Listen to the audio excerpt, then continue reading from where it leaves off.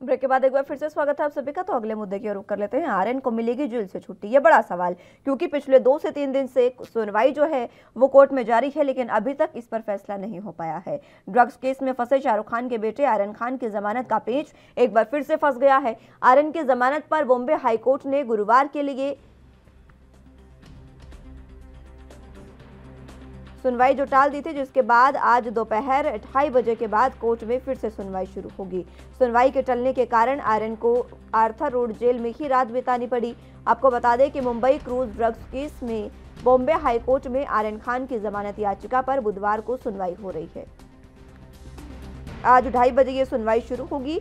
वकील अमित देसाई और मुकुल रोहतगी ने कोर्ट में जमानत के पक्ष में अपनी प्रोसेडिंग्स को जज सांबरे के सामने भी पेश किया है। आपको बता दें कि बुधवार को कोर्ट में अरबाज मर्चेंट का केस लड़ रहे वकील अमित देसाई ने अपनी दलीलों की शुरुआत आर्यन खान की जमानत के पक्ष को रखते हुए शुरू की थी। उनके साथ आर्यन के वकील मुकुल रोहतगी ने एनसीबी की ओर से आर्यन की गिरफ्तारी के आधार पर बात रखी थी। अमित देसाई ने कहा कि आप आर्यन खान का अरेस्ट मेमो देखिए, एनसीबी के पास गिरफ्तारी के लिए कोई ठोस सबूत नहीं है। गिरफ्तारी उस अपराध के लिए हुई जो हुई ही नहीं है। अरबाज ने सिर्फ 6 ग्राम चरस मिला था और एनसीबी जिस साजिश की बात कर रही है उसे साबित करने के लिए एनसीबी ने व्हाट्सएप चैट कोर्ट के सामने भी पेश किया है। इन चैट्स का गिरफ्तारी से कोई लेना देना नहीं है। 65B के तहत कोर्ट में एनसीबी के ये सबूत जो है वो मान्य नहीं है।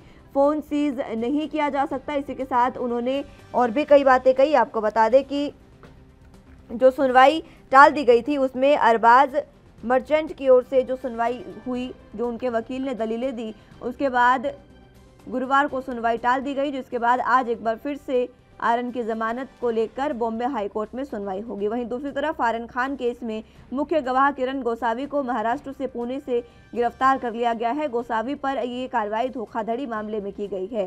पुणे पुलिस के मुताबिक गोसावी को देर रात गिरफ्तार किया गया। किरण गोसावी को 2018 धोखाधड़ी के मामले में हिरासत में लिया गया, जिसमें वो फरार था।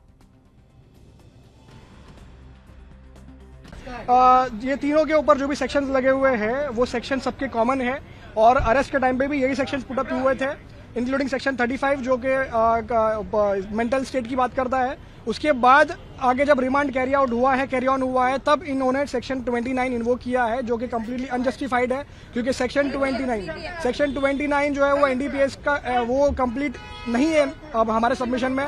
और इसीलिए हमने आज कोर्ट को भी ये रिक्वेस्ट किया है कि 29 सेक्शन के ऊपर कुछ ऑब्जर्वेशन आना जरूरी है, क्योंकि 29 सेक्शन जो है वो सिर्फ कॉन्स्पिरेसी की बात करता है, लेकिन किस तरह की कॉन्स्पिरेसी, स्मॉल क्वांटिटी की, इंटरमीडिएट की या कमर्शियल के लिए, उसके बारे में।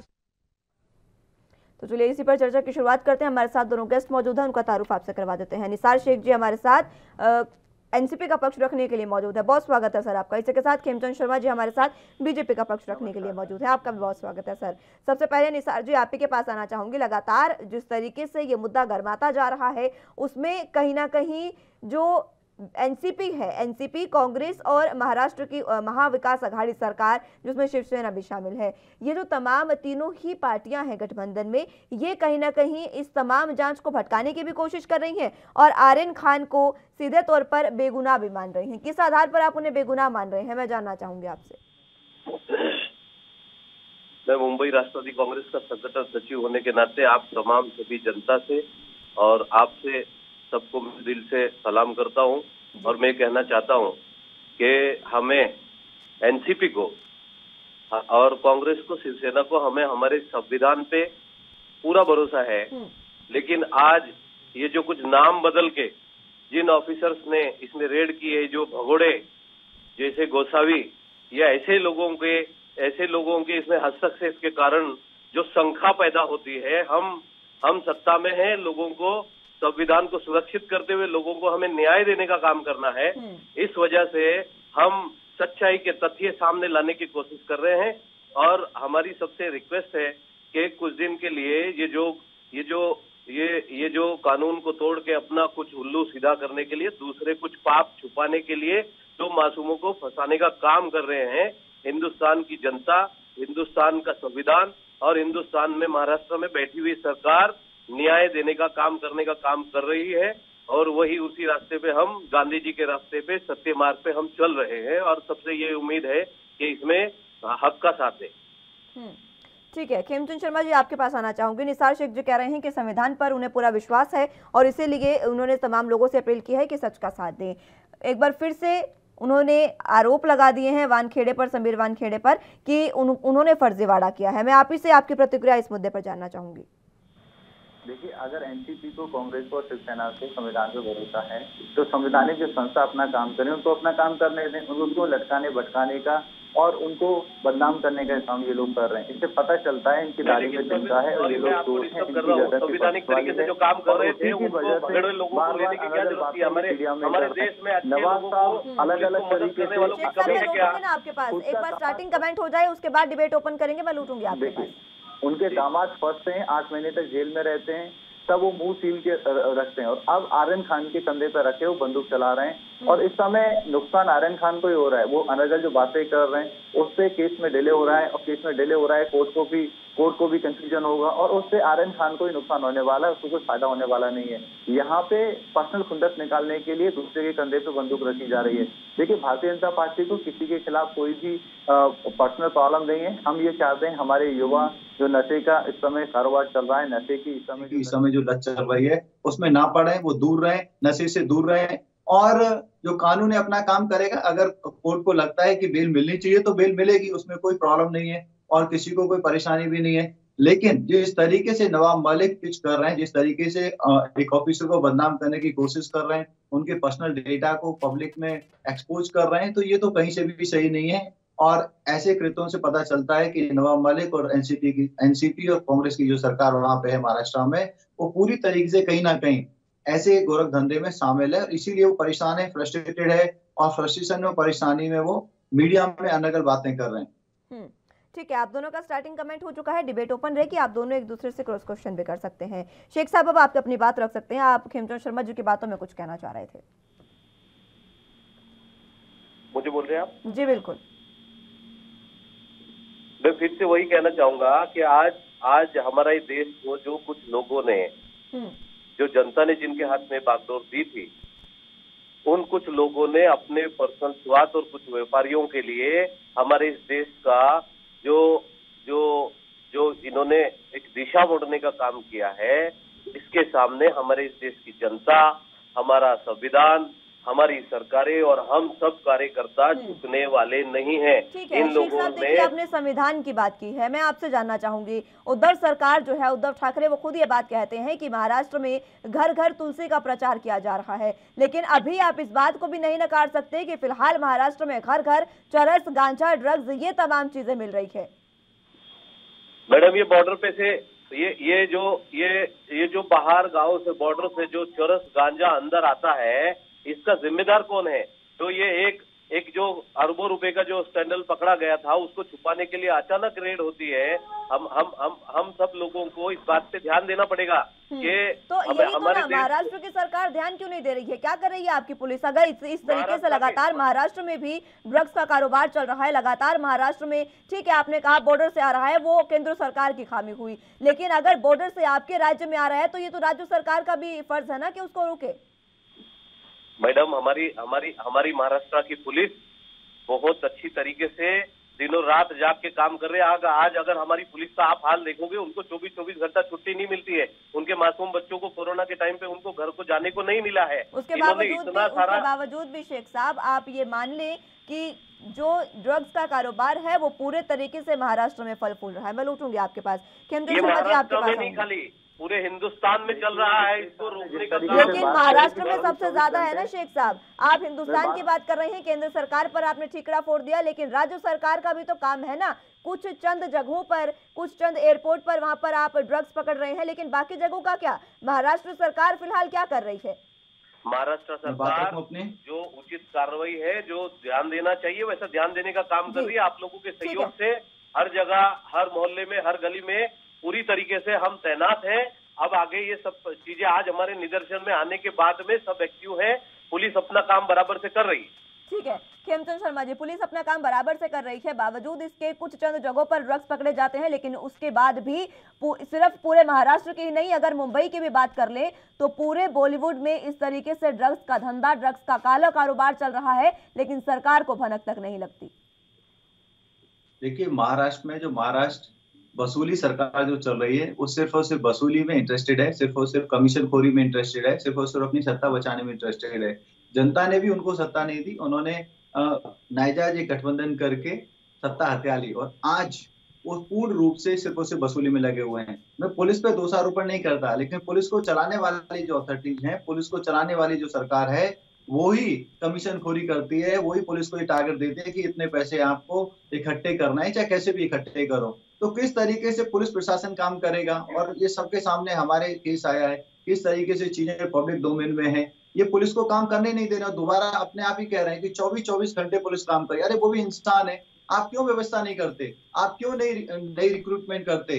क्यों नहीं आप 8 घंटे का काम पुलिस वालों को देते? आप 8 घंटे का काम दोगे, पुलिस वाले अच्छा रिजल्ट देंगे, अपने परिवार के साथ भी समय व्यतीत करेंगे। और जिस तरीके की ड्रग की ये घटनाएं चल रही हैं, जिसमें एनसीबी को काम करना पड़ रहा है, वो शायद पुलिस ही कर ले, लेकिन आप प्रशासन चलाना जानते नहीं। आप सिर्फ और सिर्फ अपनी कमीशन खोरी और जो आपका वसूली का धंधा है उसी में लगे हुए हो। रही बात एनसीबी की, एनसीबी का गठन ही ऐसे लिया हुआ है कि हम जो ड्रग का कारोबार है या जो धंधा है या सेवन करने वाले लोग हैं, उन पर नकेल कर सकें, चाहे वो कोई भी व्यक्ति हो, चाहे वो छोटा हो या बड़ा हो। अगर वो ड्रग में पाया जाता है, अगर वो कंज्यूम करते हुए पाया जाता है, तो उस पर कार्रवाई होनी चाहिए। बिल्कुल। और उसमें इतना ज्यादा हुआ हल्ला करने की क्या जरूरत है? आप कभी धर्म को बीच में लाते हो, कभी सेलिब्रिटी के नाम को बीच में लाते हो, कभी ऑफिसर की पर्सनल लाइफ को आप एक्सपोज करते हो। मैं आपको चैलेंज करता हूँ, नवाब मलिक की जो पर्सनल लाइफ है आप उसको चैलेंज करो। उनकी कितनी बेगम है, कब कब उन्होंने निकाह किया, क्यों उन्होंने निकाह किया, क्यों उनके बच्चे क्या कर रहे हैं और उनके बच्चों की पर्सनल लाइफ क्या है, तो आपको पता चल जाएगा। आप एक ऑफिसर की पर्सनल लाइफ को एक्सपोज कर रहे हो, तो आप अपनी पर्सनल लाइफ को लेकिन देखिए निजता का हनन तो वहीं से सामने आया ना, जब खुद कल प्रेस कॉन्फ्रेंस कर नवाब मलिक ने अपनी बेटी के निजता के हनन की बात कही, जब उन्होंने कहा कि उनकी बेटी से सीडीआर मांगा जा रहा है, तब उनको निजता दिखा। लेकिन समीर वानखेड़े जो एक अच्छे ऑफिसर कहे जा रहे हैं, तमाम चीजें उनके सामने हैं, किस तरीके से उन्होंने कितने ज्यादा ड्रग्स के कारोबार को कहीं ना कहीं चौपट किया है, उसको उनकी निजता का हनन का किसी को नहीं दिख रहा है। शेख साहब, मैं लौटूंगी खेमचंद शर्मा जी आपके पास।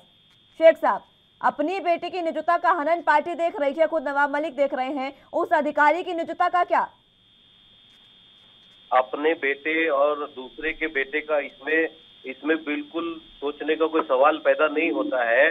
जो कुछ गलत है वो गलत है, इसमें किसी की निजता नहीं देखी जा रही। इसमें ये देखा जा रहा है कि आज जब इतने सालों से यहाँ पे बीजेपी सरकार, फडणवीस सरकार चल रही थी, उस टाइम पे ये जो सब माफिया उभर के आए हैं, आज अचानक ये जो हमने उनका सफाई करने का काम शुरू किया है, इसमें किसी का निजता देखा नहीं जा रहा है। ये पहले से ये पौधा जो है ना 15 सालों से लगा, उसको हम उखाड़ने का काम कर रहे हैं। समीर वानखेड़े की जो रिक्रूटमेंट है वो भारतीय जनता पार्टी की सरकार में नहीं हुई है। लेकिन आप दोनों के पास, लेकिन शेख साहब एक सवाल तो ये भी है ना कि 300-350 से ज्यादा लोगों को उन्होंने गिरफ्तार किया है ड्रग्स के मामले में, लेकिन अभी ही क्यों उन पर उनकी निजता का इस तरीके से समाजीकरण किया जा रहा है? मैं लौटूंगी इस सवाल के साथ आपके पास। फिलहाल बुलेटिन में यहाँ वक्त एक छोटे से ब्रेक का है, फौरन हाजिर होंगे।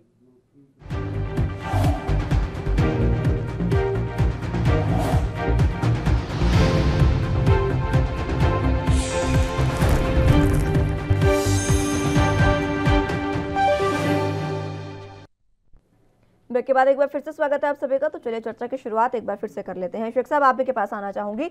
लगातार जिस तरीके से मैं आपसे सवाल यही पूछ रही हूँ, निजता के हनन की हम बात कर रहे थे, 350 से ज्यादा ड्रग्स का कारोबार जो है वो खुद समीर वानखेड़े ने खत्म किया और 350 से ज्यादा लोगों को उन्होंने गिरफ्तार भी किया है। उन 350 लोगों को जब गिरफ्तार किया गया तब उनका इस तरीके से निजीकरण नहीं किया गया, उनकी निजता का सामाजिकरण नहीं किया गया, नहीं सामने आई बात कि वो मुस्लिम है या हिंदू है, उन्होंने शादी किया, निकाह किया। अब क्यों ऐसा हो रहा है? क्या कहीं ना कहीं ऐसा लग रहा है, मैं माफी चाहूंगी ये कहते हुए आपको निसार जी, लेकिन लग रहा है ऐसा कि कहीं जांच की आंच सरकार पर ना घूम जाए, इसलिए यहाँ पर जांच को घुमाने की कोशिश की जा रही है? मैं आपको एक हिंदुस्तानी सच्चा नागरिक होने के नाते पूरी गारंटी के साथ कहना चाहता हूं कि हिंदुस्तान में नहीं बल्कि पूरी कंट्री, पूरी दुनिया में किसी को अगर हमारी सरकार या हमारे पे शक है तो वो कोयड़ी चोटी से जोर लगा के उसको बिल्कुल इंक्वायरी करके सामने लाने का काम करे। क्योंकि अगर हम और हमारे पवार साहब, हमारे नवाब मलिक साहब और हम सब कांग्रेसी और शिवसैनिक अपने संविधान को बचाने के लिए, हिंदुस्तान को बचाने के लिए हम हमेशा तत्पर रहते हैं। अपनी भी खुद की इंक्वायरी कर पहले खुद की करते, अग्नि परीक्षा देके आगे बढ़ते हैं और फिर दूसरों को जो गुनाहगार है उनको छोड़ने का काम नहीं करते हैं। ये सारे जितने भी स्कैंडल हैं, ये जितने भी मामले हैं, ये फडणवीस सरकार में रचे गए हैं। आज सरकार को बदनाम करने के लिए सिर्फ उनको सामने लाने का काम करना है। ऐसा क्या जादू की छड़ी है? क्या हमारे पूरे महाराष्ट्र की पुलिस या हिंदुस्तान की पुलिस की निगाह में कोई ऐसा मामला नहीं आता है? अचानक ये समीर वानखेड़े को अचानक 350 लोग और इतने सारे लोग दिखाई देते हैं।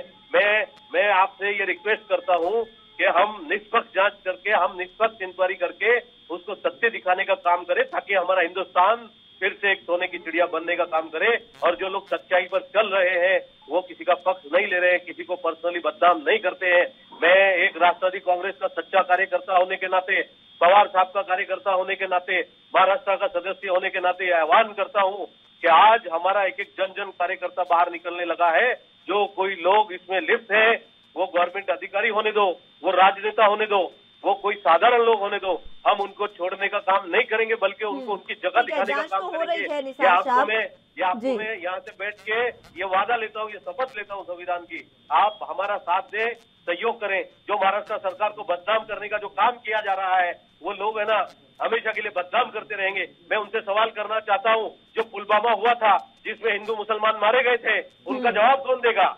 मैं उनसे सवाल करना चाहता हूँ, जो एक के बदले 70 सर लाने थे, वो कहाँ है अभी तक? वो 70 सर वो लाए क्यों नहीं गए हैं? क्या हमारे हिंदुस्तानियों की भावनाओं के साथ खेला जा रहा है? आज इन रक्त बच्चों के नए नए चेहरों में जो घुसाया जा रहा है, हमारी भावनाओं को छेड़ने का काम न करें। आज वहाँ भी आप जांच को घुमाने की कोशिश कर रहे हैं और यहाँ भी आप मुद्दे से भटकाने की कोशिश कर रहे हैं। मुद्दे पर रहेंगे निसार साहब, मुद्दे पर रहेंगे। आर्यन खान का ही मुद्दा रखेंगे, पुलवामा और इन सब पर बात हो चुकी है और जब समय आएगा तो एक बार फिर से बात होगी। लेकिन फिलहाल बात जब आर्यन खान की हो रही है तो सबसे बड़ा सवाल ये कि आखिर क्यों अभी ही समीर वानखेड़े का जाति सर्टिफिकेट सामने आ जाता है, उनका निकाहनामा सामने आ जाता है, आखिर अभी ही क्यों? खेमचंद शर्मा जी, आपसे जवाब। देखिए, मेरे को लगता है कुछ लोग जो टीवी में बार बार कहते हैं कि मैं सच्चा नागरिक हूँ, सच्चा संविधान को बचाने वाला सिपाही हूँ, मेरे को लगता है कहीं ना कहीं उनमें कोई प्रॉब्लम है, इसलिए उनको बार बार कहने की जरूरत पड़ रही है। और आप पुलवामा की बात करते हो, पुलवामा में क्या हम लोगों ने पाकिस्तान को ईंट का पत्थर से नहीं दिया? क्या पाकिस्तान को अपने घुटनों पे नहीं लाया? क्या आप एक बात सुन लीजिए, पहले सुन लीजिए। ये आपकी फ्रस्ट्रेशन ही दिखाती है कि कहीं ना कहीं आप प्रॉब्लम है, इसलिए बार बार आप कह रहे हो मैं सच्चा नागरिक हूँ, मैं सच्चा संविधान को बचाने वाला हूँ।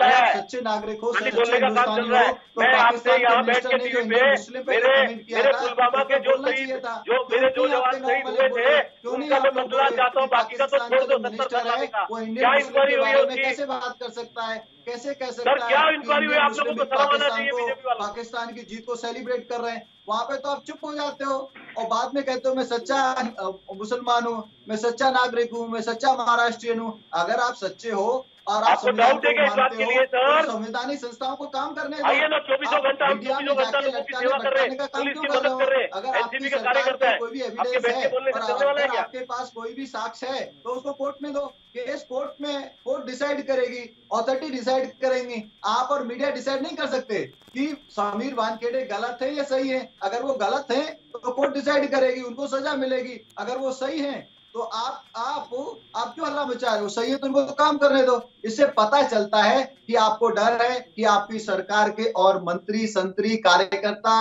पकड़े जाएंगे, इसीलिए आप पहले ही समीर वानखेड़े को आप इस तरीके से प्रोजेक्ट करना चाहते हो कि वो गलत ऑफिसर है, वो सही नहीं है, उनके क्रेडेंशियल्स अच्छे नहीं है, ताकि जब कल आप पकड़े जाओ तो उसकी जो सीरियसनेस है वो कम हो जाए। ये सबको समझ में आ रहा है कि आप लोग गलत हो और दूसरों को गलत कह रहे हो। जब आप अपने घर की लड़की पे बात आती है तो आप कहते हो निष्ठा का हनन हो रहा है, और समीर वानखेड़े का अपने पूरे खानदान का जो गलत सलत इंफॉर्मेशन आपने पब्लिक डोमेन में डाल दी, ये बिल्कुल गलत है। और आपको पता होना चाहिए कि कोई भी ऑफिसर जब सेलेक्ट होता है तो विजिलेंस की जांच होती है, अगर विजिलेंस ने भी गलती करी है तो ये तो बड़ा मैटर है और इस पर इन्वेस्टिगेशन होनी चाहिए कि महाराष्ट्र में इस तरीके से हो रहा है और उसमें जो भी लिप्त है उसको भी सजा मिलेगी। पुलवामा बड़ा नहीं था, आप लोगों ने छुपा दिया उसको। बार-बार पीसी क्यों कर रहे हो? सर वो पुलवामा बड़ा नहीं था। ठीक है खेमचंद शर्मा जी इस मुद्दे पर भी रहेंगे, लेकिन निसार साहब ने 3 बार ये सवाल कर लिया है, उनसे उनको भी जरा जवाब दे दें। इतना आरडीएक्स पुलवामा में जब हमला हुआ तो इतना आरडीएक्स भारत के अंदर आया कहां से?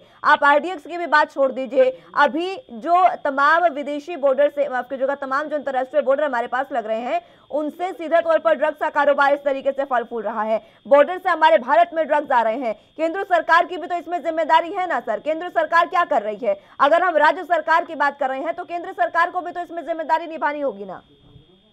देखिए हमारा जो देश है विशाल देश है, हमारी जो सीमा है विशाल सीमा है, हमारी समुद्री सीमाएं भी हैं, हमारी पहाड़ की सीमाएं भी हैं, बर्फ की सीमाएं भी हैं और बहुत सारे चैलेंजेस हैं। केंद्र सरकार उस पर जबरदस्त काम कर रही है। अगर 3000 किलो ड्रग्स पकड़ा जाता है पोर्ट पे तो केंद्र की जो एजेंसीज हैं, केंद्र के जो ऑफिसर्स हैं, केंद्र की जो तत्परता है उसी की वजह से पकड़ा जाता है। और ऐसा नहीं है कि सारा का सारा ड्रग्स बाहर से ही आता है, हमारे देश में हमारे राज्यों में भी लोकली भी प्रोड्यूस होता है। तो वहाँ पे हमारे जो लोकल नाते मेरे जो शहीद जवान पुलिस है, जो मेरे जवान शहीद हुए हैं, मुझे उनका इंसाफ चाहिए, मुझे जांच चाहिए उसके बारे में। उनकी तत्परता रहेगी तो कंजम्पशन और उसका डिस्ट्रीब्यूशन रुक जाएगा। अगर कंजम्पशन और डिस्ट्रीब्यूशन रुक जाए तो ये समस्या ही खत्म हो जाए। तो ये कौन रोकेगा सर? कौन रोकेगा? केंद्र शर्मा जी यही तो सवाल है ना, रोकेगा कौन इसे? ड्रग्स के कारोबार में तो आप दोनों ही सरकारें नाकाम साबित हो रही है ना, कौन रोक रहा है? एनसीबी काम कर रही है? नहीं केंद्र शर्मा जी आप मुझे ये बताइए कि आपने कहां पर ड्रग्स के कारोबार को रोका? सरकार के आने के बाद इसमें ड्रास्टिकल कमी आई है,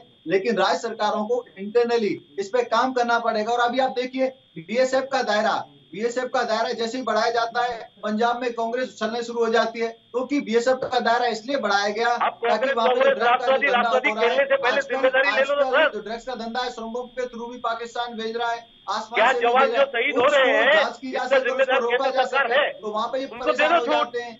इनको सिर्फ और सिर्फ हल्ला मचाना है, काम नहीं करना। और ये सरकार में बैठे हुए सिर्फ और सिर्फ लूट के लिए और कुछ नहीं। इनको ना वहाँ पे सेवा करनी है, ना डेवलपमेंट करना है, ना ड्रग को रोकना है, बल्कि ड्रग्स माफियाओं को ये शरण दे रहे हैं, उनको शेल्टर दे रहे हैं, उनको बचाने का काम कर रहे हैं। और ये जो कंधे पे बंदूक रखी गई है वो आर्यन खान के कंधे पे बंदूक रखी गई है ताकि वो शाहरुख खान 3,000 करोड़ का जो माल पकड़ा गया है पोर्ट पे अंबानी के, उसका जिम्मेदार उसका जवाबदार कौन है? बिल्कुल निसार साहब का सवाल जो वाजिब है ना खेमचंद शर्मा जी, सवाल सुनिए। नहीं खेमचंद शर्मा जी सवाल सुनिए निसार साहब का और उस पर जवाब आपको देना होगा। अडानी एयरपोर्ट पर इतना बड़ा धंधा जो है, अडानी एयरपोर्ट पर इतनी बड़ी मात्रा में ड्रग्स पकड़ा गया, उसकी जिम्मेदारी कौन लेगा? नजदीक का ये लगता है क्या रिश्तेदार? क्या है कार्रवाई हुई है, आपको पता होना चाहिए। हैदराबाद में चेन्नई से धरपकड़ हुई है, वो कोर्ट में पकड़ा गया है, उसको अंदर आने नहीं दिया ना। तो ये तो बड़ी बात है, ये तो अचीवमेंट है कि इतना बड़ा जो हमारे देश में बहुत बड़ी डिस्टर्बेंस कर सकता था, अगर वो अंदर चला जाता तो इस तरीके से तो फिर मुंबई एयरपोर्ट पर भी पकड़ा गया, इस तरीके से तो मुंबई एयरपोर्ट भी पकड़ा गया ड्रग्स से, जिस तरीके से कल पकड़ा गया है कल सुबह ही, तो वो भी उनकी अचीवमेंट हुई। पकड़ा गया है वो अच्छी बात है, पकड़ना चाहिए। हम कहाँ कह रहे हैं कि मुंबई एयरपोर्ट पर यदि ड्रग पकड़ा गया है तो वो गलत बात है, पकड़ा गया अच्छी बात है। लेकिन देश में इस तरीके से इतना लंबा कारोबार ड्रग्स का चल रहा है पूरे देश में, मात्र 2-3 जगह पर आप ये ड्रग्स को पकड़कर ये नहीं कह सकते ना सर ये कि आपकी अचीवमेंट है। 2-3 जगह पर पकड़कर आप क्या अचीवमेंट दिखा रहे हैं? पूरे देश में जो कारोबार फैला हुआ है उसको कौन रोकेगा? आप शायद गलत तरीके से उसको ले रहे हो। पूरे देश में जो कारोबार फैला हुआ है उसी पे तो एनसीबी काम कर रही है, और एनसीबी को काम कहाँ करने दिया जा रहा है? वही तो इन्वेस्टिगेशन कर रही है। सचिन वानखेड़े जैसे ऑफिसर उन्हीं को तो पकड़ रहे हैं, उन्हीं पे तो कार्रवाई कर रहे हैं। ये एजेंसी का गठन इसलिए हुआ है, देश में इस तरीके का जो कारोबार फैला हुआ है, हमारे स्टेट का कारोबार फैला हुआ है, एनसीबी इसकी जांच कर सके, एनसीबी इस पे कार्रवाई कर सके। लेकिन जो सरकार है, एनसीबी और कांग्रेस की जो सरकार है, उनके पेट में दर्द है। जो ईमानदार ऑफिसर है उनको बदनाम करने का काम कर रहे हैं, एनसीबी को लटकाने भटकाने का काम कर रहे हैं। वो चाहते नहीं कि इन्वेस्टिगेशन केंद्रीय एजेंसी के द्वारा हो। अगर केंद्रीय एजेंसी लेकिन निसार साहब ठीक है सर, तू में से बाहर निकलते हैं, लेकिन निसार साहब देखिए आपने बीजेपी पर तो आरोप लगा दिए, लेकिन पूरे तरीके से जांच को भटकाने की कोशिश तो एनसीपी द्वारा भी की जा रही है। आखिर क्या ही जरूरत है नवाब मलिक को इस तरीके से उनकी निजता का हनन करने की? इस तरीके से अब जब इतना लंबा 15 साल का कार्यकाल हुआ है सर उनका, 15 साल में समीर वानखेड़े पर अगर आरोप नहीं लगे हैं और आप एकदम से इतने सारे आरोप उन पर मर देंगे तो फिर ये तो सीधे तौर पर जांच को भटकाने की कोशिश हुई ना। मैडम, मैं आपसे एक रिक्वेस्ट करके छोटा सा सवाल करता हूँ, मेरा हक नहीं बनता है, फिर भी आज डिबेट करने का काम आपका है ना। आप हम दोनों को लाइव लेने का, हमारे सवाल करने का अधिकार आपका है। उसमें मैं अगर एंकर बनने का काम करूंगा ना, तो मेरी ये रिक्वेस्ट है कि इस देश की जनता, यहाँ का सिस्टम ये ऑब्जेक्शन लेगा, फिर वो राजनेता भी लेंगे, वो मुझे कहेंगे कि मैडम को एंकरिंग करने दो। इसी तरह जब आर्यन खान को पकड़ा गया था, वहां हमारी एनसीपी काम करती थी, तो हमारा पूरा उसको सपोर्ट था, लेकिन उसमें जो कार्रवाई करने वाले लोग पकड़े गए, लोग साफ हो गया, सचिन वानखेड़े जैसे लोग, यही सोच जो आपकी बड़े लोग निकलती है थे, वो पकड़े गए। इस वजह से ये शंका पैदा होती है, इस वजह से मामले सामने आ रहे हैं। जो आरोपी है आप उसको साफ बोलते हो, तो जब तक आप बराबरी नहीं रखोगे, आरोपी जब तक आरोप मुक्त नहीं हो जाता, मैडम एनसीबी बनने का वहाँ के भगोड़े लोगों ने बनने का काम किया है, बिना फैक्ट के उसको गला पकड़ के लेके आते हैं। ठीक है सर, ठीक है, इस तूतु में से बाहर निकलते हैं। ठीक है सर, इस तूतु में से बाहर निकलते हैं। बहुत बहुत शुक्रिया आप दोनों का हमारे साथ जुड़ने के लिए और चर्चा हमारे साथ करने के लिए। फिलहाल समय इजाजत नहीं देता, बहुत शुक्रिया आप दोनों का, लेकिन फिलहाल अभी भी आर्यन खान केस को लेकर आज भी सुनवाई होगी। अब देखना होगा कि कब आर्यन खान को बेल मिलती है या फिर उनको सजा एक बार फिर से मिलती है। और अगर उनको 30 तारीख तक या फिर 29 तारीख, आज और कल का समय है, अगर 2 दिन में उनको जमानत नहीं मिलती है तो उन्हें 14 नवंबर तक जेल में रहना होगा, क्योंकि 14 नवंबर तक कोर्ट की छुट्टियां हैं। तो अब देखना होगा कि कोर्ट अब 2 दिन में किस तरीके का फैसला लेता है। फिलहाल के लिए मेरे साथ इस बुलेटिन में बस इतना ही। आप जुड़े रहिए एनबी न्यूज के साथ। नमस्कार।